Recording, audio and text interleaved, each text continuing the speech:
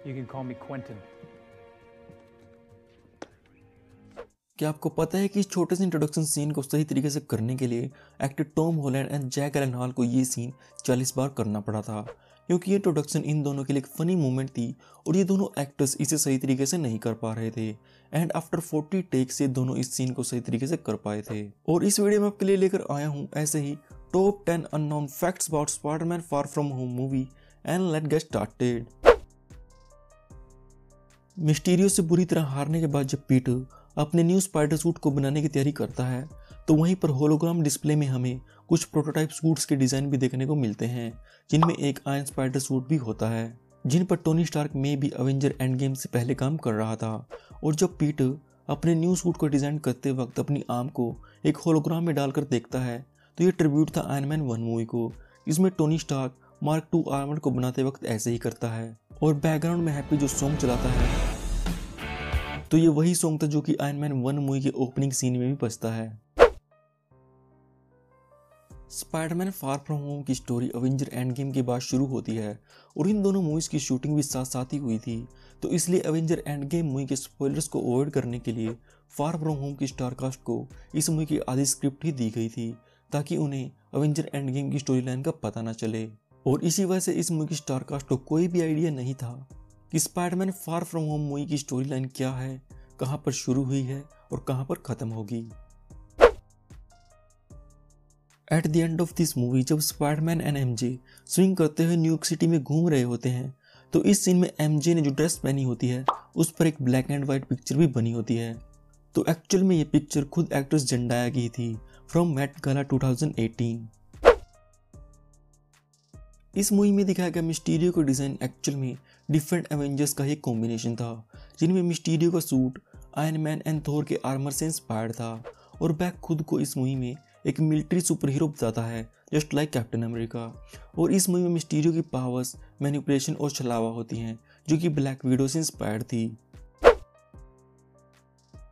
इस मूवी की स्टार्टिंग में हमें जो न्यूज़ कवरेज दिखाई जाती है तो उसमें उन सभी अवेंजर्स के फोटोज दिखाए जाते हैं जो थैनोस से लड़ते वक्त मारे गए थे और इनमें कैप्टन अमेरिका की फोटो भी होती है जो कि अवेंजर्स एंड गेम के हिसाब से अभी भी जिंदा है। बट इस मूवी में एक तरह से क्लियर हो गया कि कैप्टन अमेरिका की एब्सेंस को एक्सप्लेन करने के लिए शील्ड और दूसरे अवेंजर्स ने मिलकर पब्लिक को यह विश्वास दिलाया कि कैप्टन अमेरिका भी थैनोस से लड़ते वक्त मारा गया है। इस मूवी के एंड क्रेडिट सीन में जे जोना जेमसन को देखकर सभी मार्वल फैंस के साथ साथ टॉम हॉलैंड को भी बहुत ही बड़ा झटका लगा था, क्योंकि टॉम को भी नहीं पता था कि जे जोना की अपीयरेंस इस मूवी में होने वाली है, जिसके बारे में सिर्फ डायरेक्टर और कुछ टॉप एग्जीक्यूटिव्स को ही पता था। और इसके साथ ही स्पाइडरमैन नो वे होम से पहले जेके सिमंस ऐसा पहला एक्टर था जिसे सेम कैरेक्टर प्ले करने के लिए फिर से स्पाइडरमैन रिबूट में कास्ट किया गया था।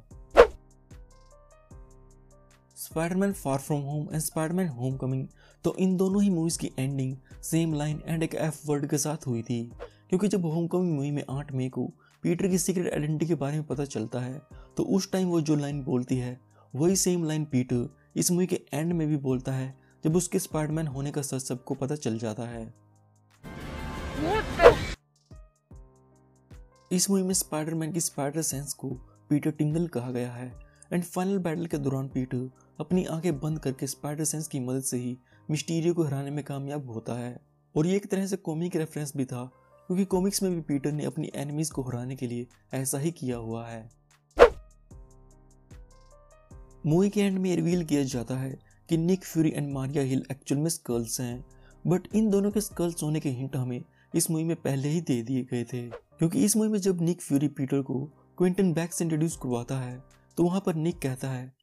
Mr. Beck is from Earth,